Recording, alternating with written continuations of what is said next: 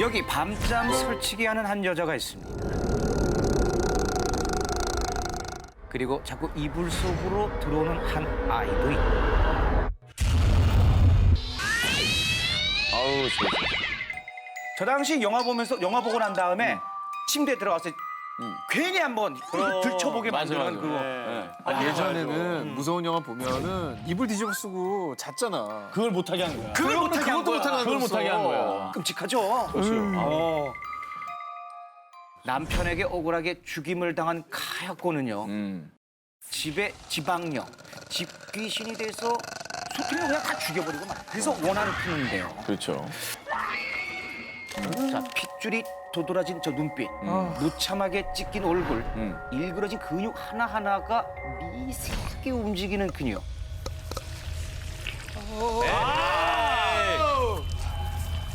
저 소리 너무 싫어. 잠깐만. 나 지금 뭐 움직이는 거.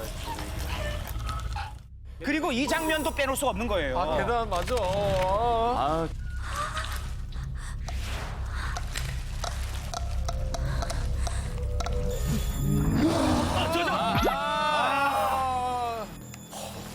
아, 참.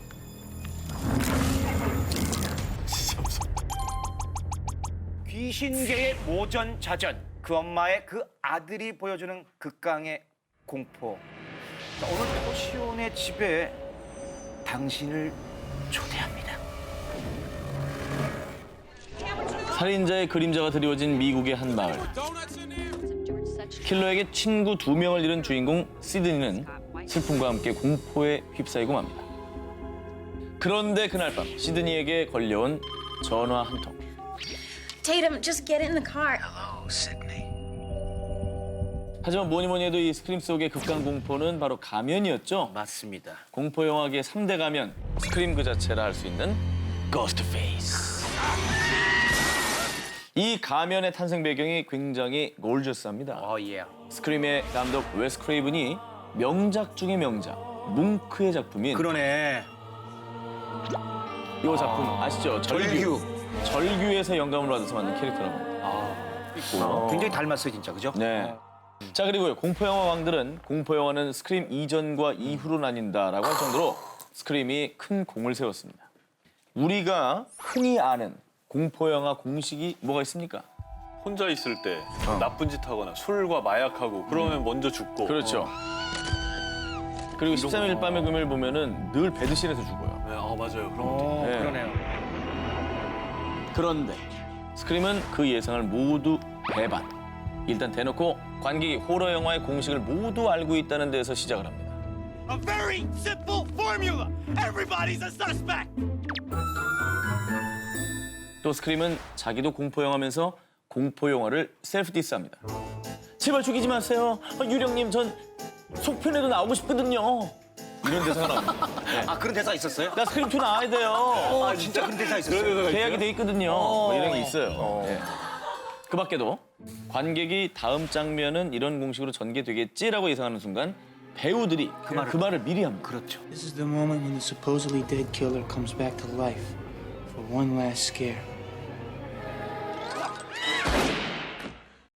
즉 관객 머리 꼭대기 위에 있다는 얘기죠. 자, 그렇다면 과연 누가 죽고 누가 살아남을까요? 헬로, 시드니. 하나, 둘, 프레디가 다가온다. 셋, 넷, 대문을 잠가라. 9, 10, 잠들지 말고. 1980년대를 공포로 물들인 영화 나이트메어인데요. 화상당한 얼굴을 중절모로 가리고 손에는 무시무시한 면도날을 장착. 그리고는 사람들의 꿈속에 나타나 잠자리 꽤나 뒤숭숭하게 만드는 희대의 살인마 프레디 크루거. 그냥 쌩 나쁜 살인마. 불사신 프레디는요. 꿈과 현실, 아주 시공간을 초월하며 잔혹한 살인 행각을 벌입니다. 이게 정말 무서웠던 게 꿈에서 살해당하면 진짜 현실에서도 맞아요. 죽는 거니까 너무 무서운 거다. 그렇죠. 네. 당시 이 영화를 본 관객들은요. 이 영화 보고 잠들기가 두려웠다. 프레디한테 쫓기는 꿈까지 꿨어. 라고 할 정도였다고 합니다. 아니 그런 적 없어요. 현실에서 막 벌어진 거예요. 꿈을 꿨는데 꿈이면 이제 없어져야 되는데 예.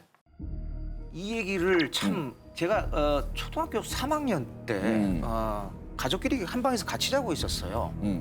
그래서 근데 갑자기 제가 이게 공중에서 이게 붕 뜨는 거예요. 이렇게 뜨면서 거짓말처럼 천천히 뜨는데 식구들이 얼굴이 다 보이는 거예요. 네. 유체이탈. 그럼 본인도 벌써 본인도? 내가 내 얼굴 벌써 보니까 무서워. 그러니까 이게 목소리는 또 안 나와요. 내가 막 소리를 지르는데 가위 목소리가 눌린 거지. 그런 것 같았어요. 그래서 소리를 질렀는데 어머니가 그 에너지가 전달이 됐는지 어머니가 눈을 딱 뜨면서 나를 딱 보더니 나를 만지기 시작하는 거예요. 얼굴을 또 때리기 시작하더니 그다음에 아버지를 깨워서 나를 들고 밖으로 나간 거예요. 그 상황을 저는 계속 지켜보고 있는 거예요. 진짜 유체이탈이네. 근데 이게 진짜 있었던 일이기 때문에 저는 아직도 잊혀지지가 않거든요. 그건 어떻게 했어요, 그러다가? 그러다가 연탄가스 중독돼가지고 내가 진짜? 누워 있었는데 난 그 사실을 일리 있다. 그러니까 어머니를 깨워서 내가 다시 살아난 것 같은 그런 느낌. 1970년대를 대표하는 공포 영화 역사의 한 획을 그은 영화 바로 오맨입니다. 기억하시죠? 그럼요. 포스터만 봐도 무섭다. 배우들 연기도 너무 좋았고. 다큐멘터리 작가 데이비드 셀처의 원작 소설을 배경으로 한 영화 오맨. 영국 대사 로버트 손의 아들로 입양된 데미안. 하지만 데미안의 정체는 다름 아닌 악마의 아들. 인류를 멸망시키기 위해 인간의 형태를 한 악마였죠. 데미안은 유모부터 시작해 자신의 주변 인물들을 차례차례 죽여나갑니다. 자신을 키워준 부모를 죽음으로 내몰고 장례의 식에서 지은 저 표정. 쟤 뭐야? 쟤 연기파 배우 됐죠? 저 어떻게 저런 표정을 지을 수가 있지? 저 데미안의 오싹한 미소가 관객들을 밤잠 못 이루게 했었습니다. 자, 그리고 오맨에서 절대 빼놓을 수 없는 숫자 6. 그렇습니다. 바로 죽음과 악마를 상징하는 숫자 6. 데미안이 처음 태어났던 날은 6월 6일 오전 6시. 악마의 아들 데미안 머리에 있는 표식은 666. 아하. 자, 이렇게 영화 오맨은 호러 영화지만 그 어떤 귀신도 또 흉측한 괴물도 등장하지 않고요. 숫자 6처럼 불길하고 음산한 진조만으로 공포감을 극강으로 끌어올리는데요. 근데 그 오맨에 얽힌 저주도 좀 많지 않았어요? 네, 그렇습니다. 영화 속에서 처참하게 목이 잘려나간 카메라 기자의 모습.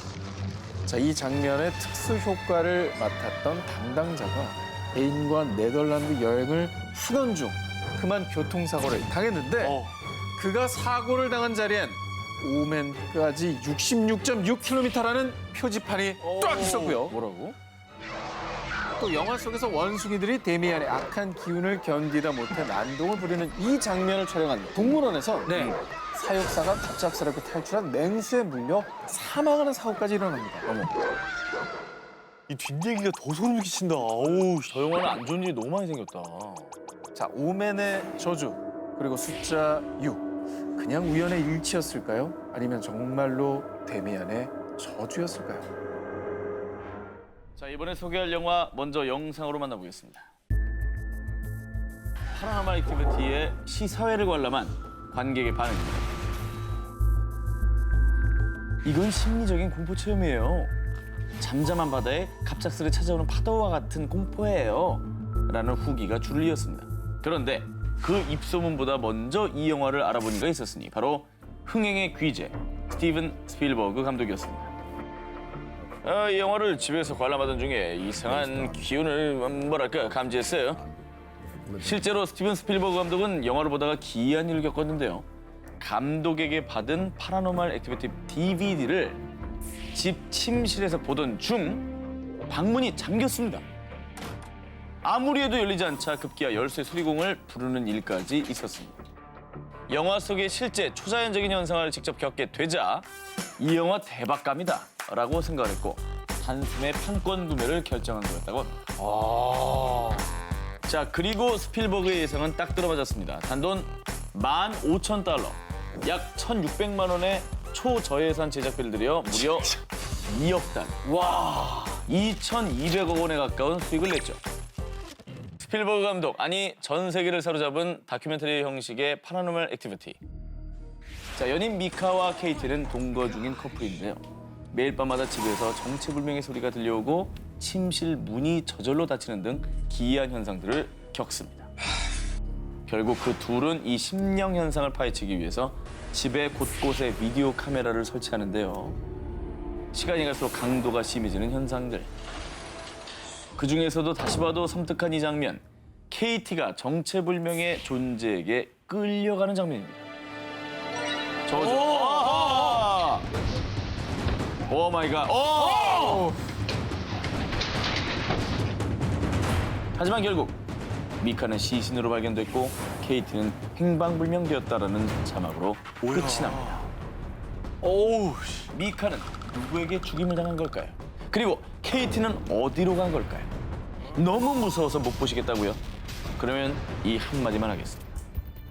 이 스펙타클한 다큐멘터리 파라노멀 액티비티는요, 모두 페이크 다큐멘터리입니다. 아 그래요? 이 실화가 아니에요? 그거 알려주면 재미없는데. 자, 과연 그럴까요? 하지만 영화의 공포감만큼은 real fact. 절대 집에 혼자 있기 어려울 겁니다. 페이크라 하지않아요, 알죠? 1999년 개봉과 동시에 세상을 발칵 뒤집어 놓은 영화가 있습니다. 블레어 위치인데요. 이 영화가 초 대박을 친 이유. 블레어 위치는요, 허구의 사건을 진짜 다큐멘터리인 것처럼 찍는 페이크 다큐멘터리, 장르의 조상 오브 조상인데요. 영화계의 새로운 장르의 가능성을 뚜렷하게 각인시켰다는 점에서 기념비적인 영화라고 할 수 있습니다. 너무 신기했어요. 뭔가 이제 나올 때가 됐는데 아무것도 안 나오고 계속 막 뛰어다니기만 하고 근데 무섭긴 무섭고. 이 영화는 1994년 버스키빌 숲에서 발생한 어린이 대량 학살의 원인으로 불리는 전설, 블레어 마녀의 진실을 밝히기 위해 떠난 3명의 주인공이 등장합니다. 그리고 그 과정에서 듣게 되는 주민들의 생생한 증언과 믿을 수 없는 초자연적 현상, 이 과정에서 고조되는 세 사람의 갈등. 요즘에 그 곤지암 보시고 진짜다 이렇게 오해하시는 분은 없지 않습니까? 그런데 1999년 당시에는 이 페이크 다큐멘터리라는 장르 자체가 생소했고요. 그리고 무엇보다 제작진들이 관객들이 미끼를 콱 물게 하려고 영화 관계자들이 영화가 개봉하기 무려 1년 전부터 수많은 떡밥을 미리 던져놨는데요.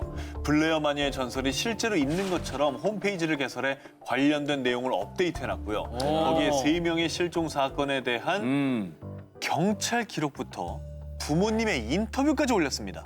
I hope you're never in my situation and you never have to depend on Sheriff Cravens to help you out. 심지어 실종 전단까지 붙여놨습니다. 그런데 역시나 이 모든 건 페이크. 이것도 페이크야? 게다가 가장 중요한 게 연기하는 배우들 아닙니까? 네. 그래서 배우들에게조차 블레어 마녀의 전설이 가짜라는 사실을 숨겼고요. 귀신 소리, 공포 효과 등을 일체 배우들에게 알려주지 않아서요. 저희가 본 대로 정말 리얼한 공포감을 그대로 살릴 수 있었던 거라고 합니다.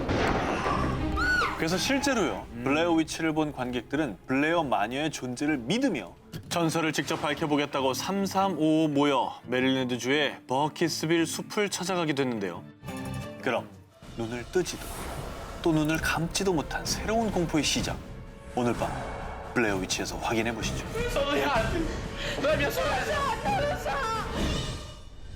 캄보디아 캄포트 지역. 한낮에도 앞을 볼 수 없는 안개로 뒤덮인 거긴 귀신이 덮치는 저택이에요. 한 번 들어가면 쉽게 나올 수 없을걸요? 안 가는 게 좋아요.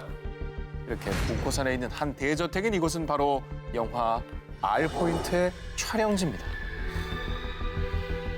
근데 저 영화는 정말 잘 만든 것 같아요. 네, 지금도 뭐 시간이 지났지만 영화 채널에서 방송도 많이 나가고 검색어에도 자주 오르는 영화입니다. 자, 1972년 베트남 전쟁 막바지 사단 본부 통신부대의 무전기로 6개월 전에 로미오 포인트에서 사망한 것으로 추정이 되는 18명의 수색 대원들로부터 계속해서 구조 요청이 들려오고 결국 또 다른 부대가 이 대원들의 흔적을 찾아 나서며 이야기는 시작되는데요. 자, 총탄이 오가는 전쟁터. 하지만 적보다 무서운 건 왜 대답 안 해요? 시꺼멓잖아요. 자, 바로 내 옆에 있는 동료가 원혼, 즉 귀신일 수도 있다는 무시무시한 심리적 공포. 귀신이 올려 동료를 위험에 빠뜨리는 병사를 구하기 위해 주인공 최중희는 긴장을 늦추지 않습니다. 관등성명 안 들려? 관등성명. 하하. 저때 긴장감. 야, 이 몰입되는 이 긴장감, 이 스피디한 거. 야, 순간 잘 머리 만들었네요. 케이블 만원서 몇 개야? 몇 개야? 관등성명 돼!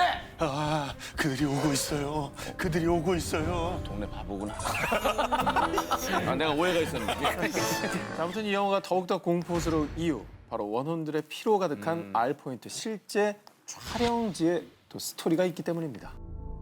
자, 영화의 배경은 베트남이었지만 실제 촬영지는 말씀하신 대로 캄보디아 보코 팔레스 카지노 호텔로 20세기 초 프랑스군의 휴양지였다고 합니다. 자, 그런데 안개가 자욱한 이곳에서 촬영 내내 기이한 현상들이 끊이지 않았는데, 자, 배우들은 평소엔 괜찮다가 건물에만 들어가면 몸이 아파왔고요. 심지어는 공수창 감독마저도 좀 전까지 뚜렷하게 보이던 저택이 안개 속에 단 몇 분 만에 사라졌어요. 귀신 들린 집이 분명해요라고 밝혔다고 합니다. 정말 뭐 미스터리 그 자체인 공간이었죠. 자, 그런데 말입니다.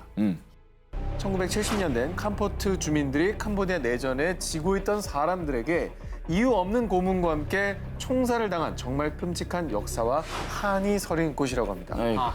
그래서 실제로 영화 촬영 소식을 들은 현지인들은 귀신의 저주를 우려하면서 촬영팀을 하지 말라고 말렸고요. 결국 촬영팀은 고사를 지낸 뒤에야 영화 촬영에 들어갔다고 합니다. 그런데도 저기서 찍은 거 보면 감독이 저 장소가 어지간히 마음에 들었나 보네요. 그렇죠.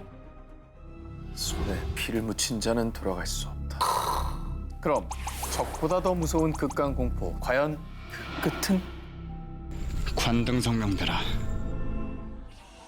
1949년 미국 메릴랜드, 악마에 빙유된 소년 롤랜드 도, 그리고 레이먼드 비숍 신부는 소년을 구하기 위해 퇴마 의식을 시작합니다. 자, 이 일은요, 영화 엑소시스트의 바탕이 된 실화, 실제 사건인 겁니다. 자, 실화와는 달리 영화에서는 소년이 아닌 소녀 리건이 주인공입니다. 귀엽고 사랑스러웠던 리건. 그런데 어느 날 거친 욕설과 함께 자해를 하는 등 이상 행동을 보이는 리건.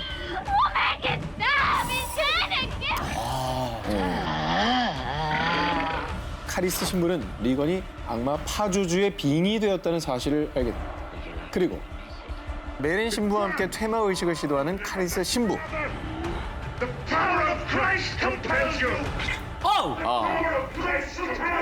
주님의 힘으로 널 물리친다. 뭐 이런 의미의 주문을 거는 건데요. 자, 뭐 공포 영화의 뭐 클래식이 된 명장면들이 클래식. 많이 등장을 합니다. 인정합니다. 자, 그런데 이게 정말 영화이기만 한 걸까요? 엑소시즘, 즉 퇴마 의식은요, 천주교에선 마귀를 내쫓는다는 뜻의 구마 의식으로 불리며 중세 시대부터 암암리에 이루어져 왔는데요. 그 뒤 1991년 국제 퇴마 협회가 설립됩니다. 자, 그리고 2014년 6월 교황청에서 이 국제 퇴마 협회를 공식 인정했다고 합니다. 아, 진짜? 실제로 존재할 가능성이 높다는 걸 방증하는 내용이죠. 자, 그럼 정말 꿈에 나올까 무서운 엑소시스트의 명장면. 진짜 오마이갓이다. You know what she did? What is it? 저거 내가 제일 싫어하는 장면. 심장이 쪼그라들었어, 저 순간에. 짧은 장면. 네, 정말 상상도 못할 충격 장면의 연속이죠. 실제로 일부 관객들은 개봉 당시 네. 영화를 보다가 기절까지 했을 정도라고 합니다. 인정이. 자, 한 소년을 구하기 위한 신부와 악마의 대결. 악마의 소나기에서 카리스 신부는 과연 소녀를 구출해낼 수 있었을까요? 영화에서 확인해 주시죠.